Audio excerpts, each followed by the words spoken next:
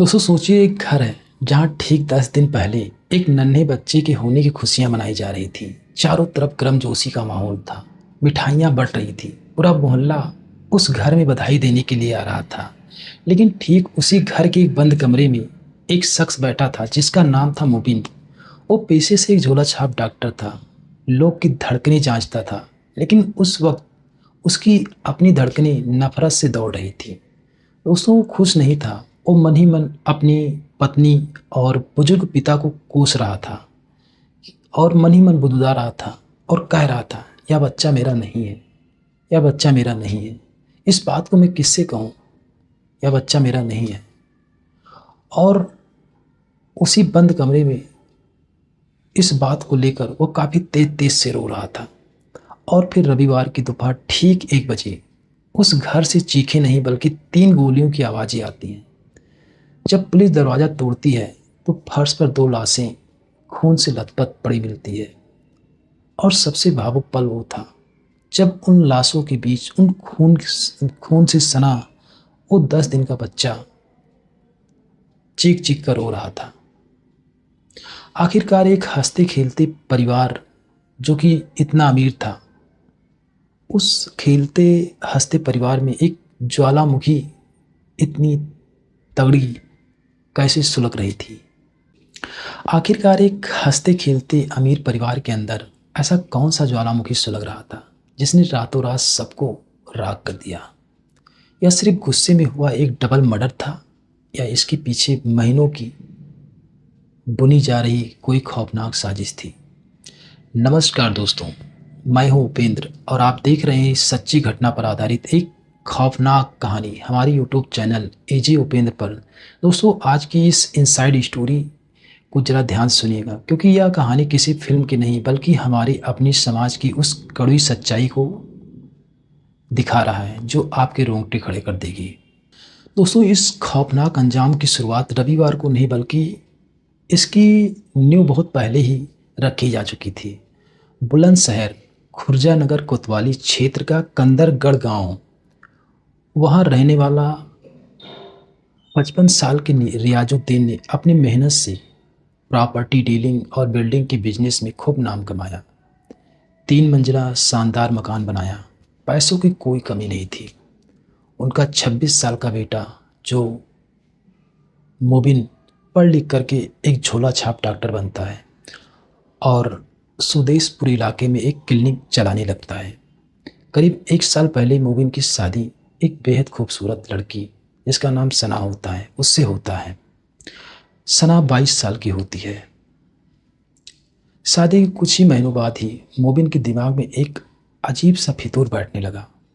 वो क्लिनिक पर बैठता तो था, मरीजों का इलाज भी करता था, लेकिन उसका दिमाग अपने ही घर पर 4 दीवारियों में अटका रहता था। मुबिन के दिमाग में एक वहम जन्म ले चुका था। उसे शक होने लगा कि उसकी अपनी पत्नी उसके सगे पिता के बीच एक नाजायज ताल्लुकात है। दोस्तों अब सोचिए, एक बेटा जो शादी से ठीक पहले अपने पिता को अपना आदर्श मानता था, वही बेटा जब शादी के बाद शक भरी निगाहों से देखने लगे तो दिमाग का संतुलन बिगड़ता है। मुबिन ने इस बात को लेकर घर में कई बार लड़ाई झगड़े किए। पिता ने कई बार समझाया, पत्नी रोई, लेकिन मुबिन के दिमाग में बैठा शक वो कीड़ा धीरे धीरे एक अजगर का रूप लेता चला गया।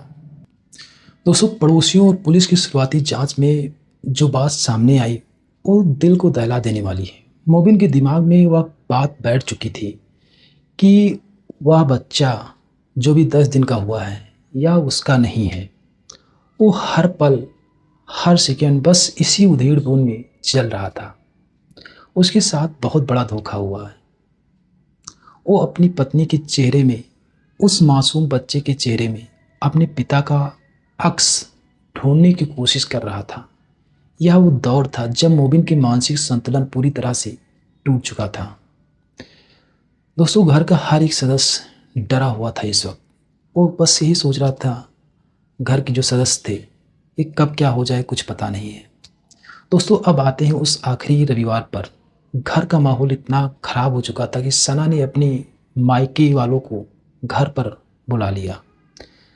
सुबह 11 बजे सना के घर वाले, जो कि जोका गांव में रहते थे, वो जोका गांव से कलंदरगढ़ पहुंचते हैं।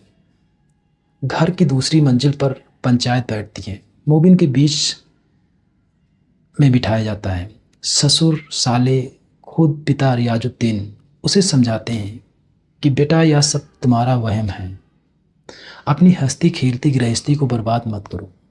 लेकिन मोबिन के सिर पर जो खून सवार था, वो चीखता चिल्लाता हुआ पंचायत को बीच में ही छोड़कर वहां से निकल जाता है। सबने सोचा मोबिन का गुस्सा शांत हो जाएगा कुछ देर बाद, लेकिन ठीक 2 घंटे बाद दोपहर 1 बजे मोबिन घर पर वापस लौटता है। इस बार वो सीधा अपने पिता के कमरे में जाता है, जहाँ पिता रियाजुद्दीन अकेले बैठे थे। मोबिन बिना एक शब्द बोले अपने पिता की लाइसेंसी पिस्तौल उठाता है। पिता कुछ समझ पाते इससे पहले पिस्तौल को रियाजुद्दीन के कनपटी पर लगाता है और धाए से मार देता है। पहली ही गोली में रियाजुद्दीन वहीं पर ढेर हो जाते हैं। दोस्तों, अगले ही पल गोली की आवाज़ सुनकर सना, जो नीचे के कमरे में अपने 10 साल के बच्चे को दूध पिला रही थी, वह बदहवास अवस्था में ऊपर भागती है। जैसे ही वह ससुर की लाश और पति के हाथ में पिस्तौल देखती है, वह चीखने लगती है। और जैसे उसकी चीख निकलती है, मोबिन के अंदर का जानवर और जाग जाता है। उसे अपनी पत्नी पर जरा भी तरस नहीं आता है। वो पिस्तौल सना की तरफ घुमाता है और एक गोली उसके सीने पे मारता है और दूसरी गोली उसके पेट पर मार देता है। दोस्तों, इस तरह ताबड़तोड़ गोलियों की आवाज़ से पूरा कंदरगढ़ गांव कांप उठता है। पड़ोसियों ने तुरंत खुर्जा पुलिस को फ़ोन किया। पुलिस जब दरवाज़ा तोड़कर अंदर घुसी तो चारों तरफ सिर्फ खून ही खून बिखरा हुआ था। मौके पर रियाजुद्दीन की मौत हो चुकी थी। दोस्तों, सना तड़प रही थी। उसे तुरंत अस्पताल ले जाया गया, लेकिन बदकिस्मती ने उसने भी रास्ते में दम तोड़ दिया। मोबिन इस वारदात को अंजाम देकर भाग चुका था। उसे लगा वह बच जाएगा, लेकिन पुलिस ने तुरंत नाकेबंदी की, सीसीटीवी खंगाले और कुछ महज ही घंटों में करीब 1.5 किलोमीटर दूर सुनसान खंडहर में मोबिन को दबोच लिया गया।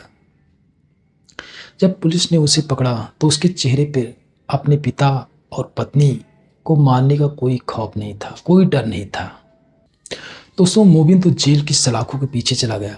पुलिस की तफ्तीश जारी है, सबूत जुटाए जा रहे हैं, लेकिन कानून अपनी जगह तो जो भी फैसला सुनाए। इस घटना ने समाज के सामने कई बड़े सवाल खड़े कर दिए। जिस शक के पीछे मोबिन ने 2 जानें ली, उसका कोई वजूद था भी या नहीं, या तो जांच के बाद साफ होगा। लेकिन जरा सोचिए, उस 10 साल के मासूम बच्चे का क्या कसूर था, जो आज एक ही झटके में अनाथ हो गया। अगर मोबिन को कोई परेशानी थी तो क्या बातचीत का रास्ता निकाला जा सकता था? क्या कानूनी अलगाव नहीं हो सकता था? क्या तलाक नहीं हो सकता था? दोस्तों, कत्ल कभी भी किसी मसले का हल नहीं होता है। दोस्तों, इस खौफनाक वारदात पर आपकी क्या सोच है, मुझे कमेंट सेक्शन में ज़रूर बताइएगा। अगर आपको यह सच्ची घटना पर आधारित खौफनाक कहानी अच्छी लगी हो तो इस वीडियो को लाइक ज़रूर करें, साथ ही अपने दोस्तों के साथ शेयर भी ज़रूर करें। और अगर हमारे चैनल पर आप नए हैं तो चैनल को सब्सक्राइब ज़रूर करें, ताकि हमारा हौसला बना रहे। मिलते हैं अगली किसी कड़वी सच्चाई के साथ। तब तक के लिए आप अपना ख्याल रखिए, सुरक्षित रहिए। जय हिंद, जय भारत।